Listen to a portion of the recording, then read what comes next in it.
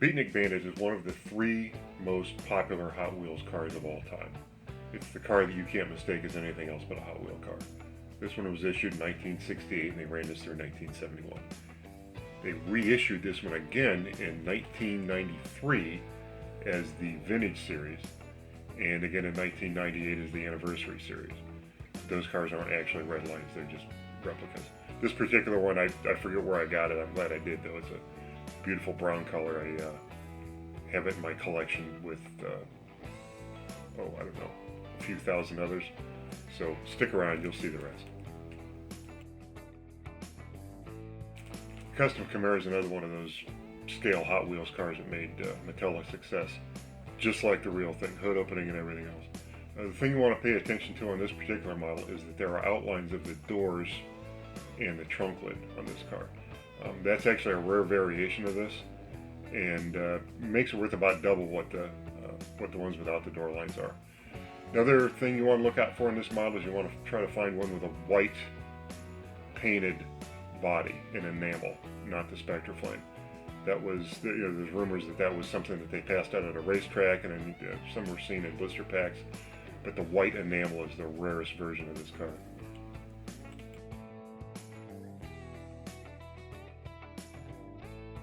The world wasn't supposed to know what the 1968 Corvette looked like until it hit the dealer showrooms. General Motors was supposed to be able to release that car at their own pace. Instead, what really happened was Mattel released the toy version of it first.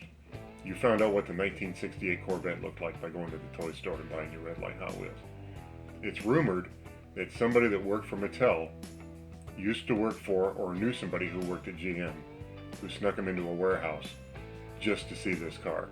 And that's how they got the design of it. I don't know what really happened, but I do know that General Motors was a little upset that they didn't get to release the Corvette at their own pace.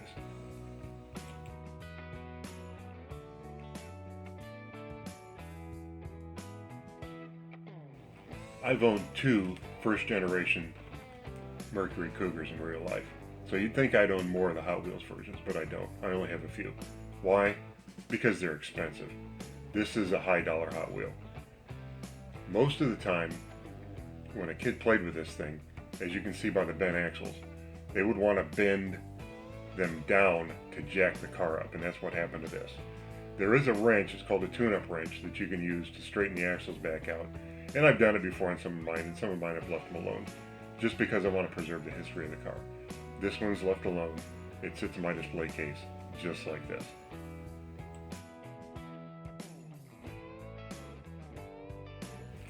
This one was modeled after the 1967 Plymouth Barracuda. And as with all the old Hot Wheels cars of this era, the Redline era, the attention to scale detail is incredible. It looks like the real car. The hood even opens. As you can tell on this one, the hood was opened a little bit too far and the cowl got bent down by some kid. It probably happened 50 years ago. And I did notice that when you try to bend the cowl back up, it just breaks. So when I get one like this, I just leave it alone. This one, as you can tell, also has some issues with the wheels, and that usually comes from playing with them on like cement driveways or sidewalks. These cars were meant for the orange track, nothing else.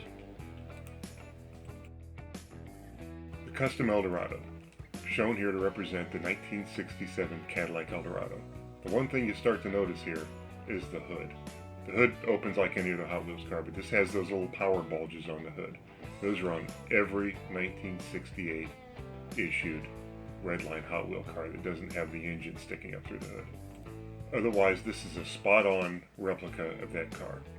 Another thing you might want to notice on this one is, while some Hot Wheels cars have a black roof and some don't, all the 1968 issued Cadillac Eldorados have the black roof. If you see one without it, it's either been repainted, removed, or it's some really rare variation that nobody's ever seen before.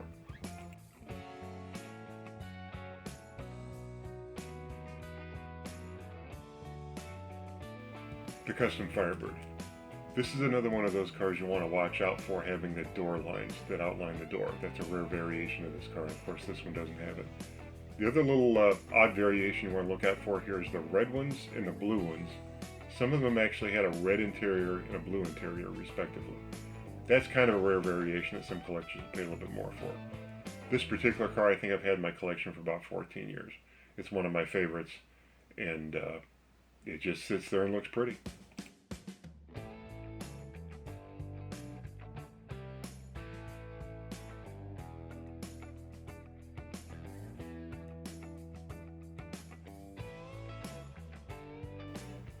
Harry Bradley's real El Camino pickup truck was the inspiration for the custom Fleetside.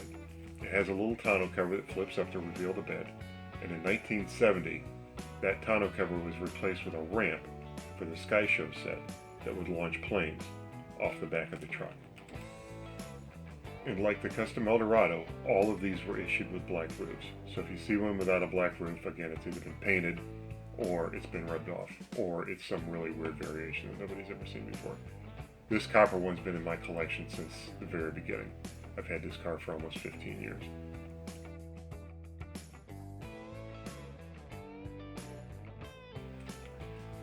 The custom Thunderbird is another one of those cars you have to watch out for, having the door lines that outline the shape of the door. Those are worth about double what it would be worth without it.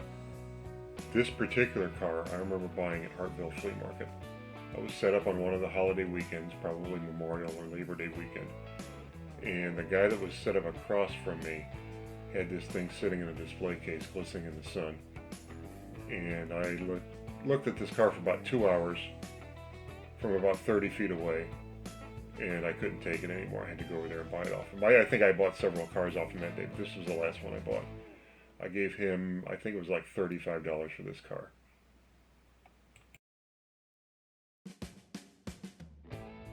The custom Volkswagen was around for 4 years. This particular one, they ran this car for 4 years. There was a lot of different colors issued, and there were a lot of them made. There is one rare variation that's said to have been released in Europe of this car that does not have a sunroof. It just has a solid roof. So if anybody in Europe happens to run across a custom Volkswagen with a solid roof, call me, email me, put a comment below, whatever you have to do, just get a hold of me so we can get that car in my hands. I probably shouldn't say anything about the no sunroof bugs being worth thousands of dollars.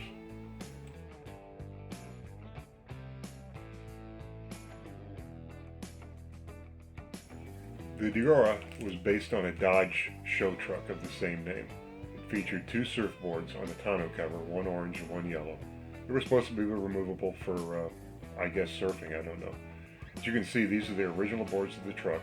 They're a little bent up, probably been stepped on a few times, and the one doesn't sit quite right. But that's okay, they're original boards. These boards are also available as reproduction boards. They're on the reissue of the Deora that came out in 1993 and 1998, so replacement boards aren't hard to come by. I just prefer to have the originals on my toys.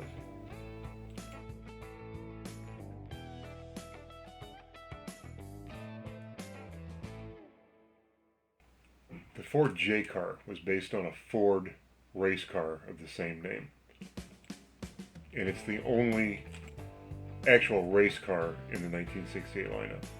The tape that you see on the hood was placed there probably 50 years ago by some kid that was sick of watching the back hatch fly open as it was going down the orange track. When I get the cars and they have tape on them or stickers or anything like this, I just leave them on because I'm afraid to peel it off and find out that either it A, takes the paint with it, or B, something was underneath the sticker that was covered up by the sticker that I won't want to see anyway.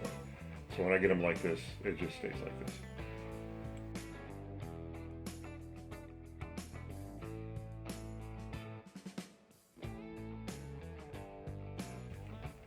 The Hot Heap, modeled after the King T, or Tognoti's T, is the only Hot Wheel car in the Sweet 16 lineup that is modeled after a car that was made before 1965. This particular car is the only one in my collection, so if you happen to find one in an attic somewhere, or in your basement, or a garage, or a storage unit, or someplace like that, feel free to message me and see if we can increase that number. I'd appreciate it.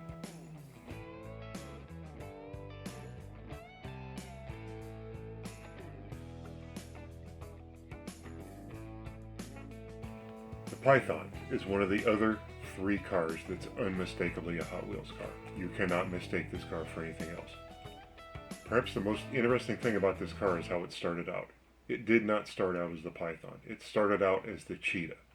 Rumor has it that Hot Wheels got in trouble because Tootsie Toy already had a Cheetah and they were sued or threatened to be sued over the name, so they had to change it.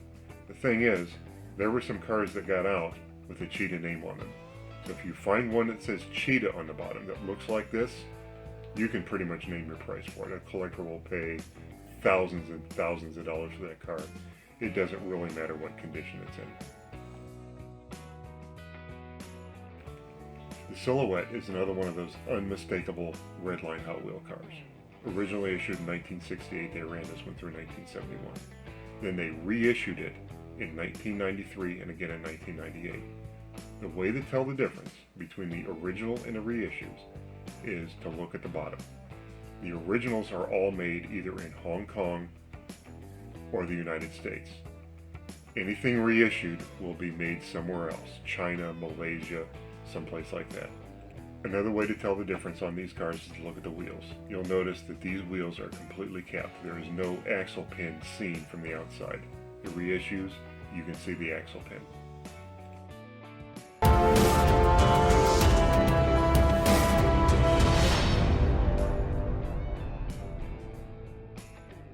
The Redline Custom Mustang.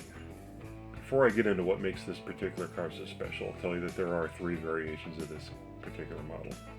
There's the common variation, which is what you're looking at.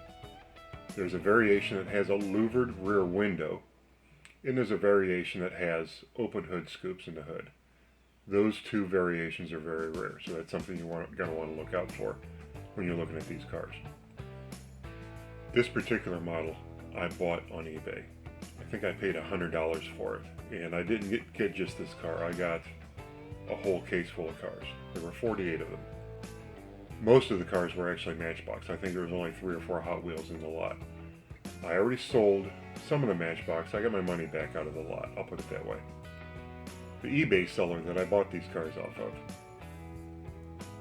spread them out on the floor, stood up, and took a picture of them from 5 feet away.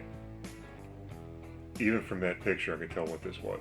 This is a store display Custom Mustang in watermelon. Very rare.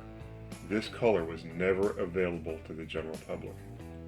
This color was only used in the store display, and the store displays were ordered either destroyed or returned at the end of the campaign.